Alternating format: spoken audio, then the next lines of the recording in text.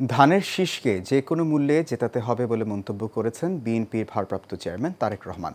বিকেলে রাজধানীর খামারবাড়িতে কৃষিবিদ ইনস্টিটিউশনে বিএনপির দেশ গড়ার পরিকল্পনার শীর্ষ এক কর্মসূচিতে এই কথা বলেন তিনি। শিক্ষা, স্বাস্থ্য, সামাজিক উন্নয়নে রাষ্ট্রের অর্থ খরচ করার ইচ্ছে বিএনপির বলেও জানান তিনি। বিস্তারিত মণ্ডলের নাম রিপোর্টে। রাজধানীর খামারবাড়িতে কৃষিবিদ ইনস্টিটিউশনে বিএনপির দেশ গড়ার পরিকল্পনায় এই কর্মসূচির আয়োজন করে বিএনপি। এতে প্রধান অতিথি হিসেবে ভার্চুয়ালে যুক্ত ছিলেন দলটির ভারপ্রাপ্ত চেয়ারম্যান তারেক রহমান। মানবাধিকার দিবস অর্থাৎ মানুষের অধিকারের বিষয়। এ সময় বিএনপির ভারপ্রাপ্ত চেয়ারম্যান তারেক রহমান বলেন, লক্ষ লক্ষ নেতাকর্মী নির্যাতন, হত্যা, গুমের শিকার হয়েছিল। দেশে মানবাধিকার লঙ্ঘনের পুনরাবৃত্তি দেখতে চায় না বিএনপি।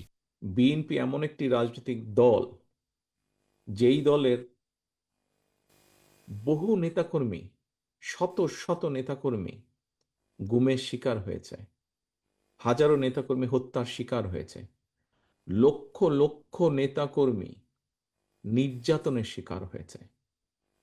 আমাদের নেতাকর্মীদের সামনে রাতের অন্ধকারে সাদা মাইক্রোবাস এসে দাঁড়াতো এবং তারপর দিন থেকে এরকম বহু নেতাকর্মীকে খুঁজে পাওয়া যেত না। যদিও বা কাউকে খুঁজে পাওয়া যেত, দেখা যেত অসহ্য শারীরিক যন্ত্রণায় সে কাতরাচ্ছে, কারণ তার উপরে অবর্ণনীয় নির্যাতন হয়েছে।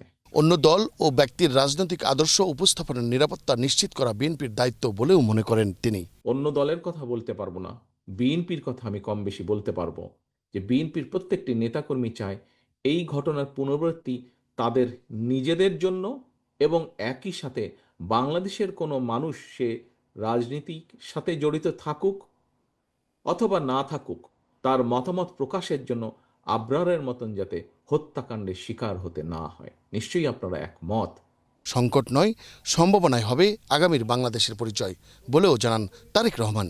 দেশ তো তারাই গড়তে পারে যাদের প্রথম স্লোগান হচ্ছে প্রথম বাংলাদেশ আমার শেষ বাংলাদেশ, এবং যাদের স্লোগান হচ্ছে সবার আগে বাংলাদেশ।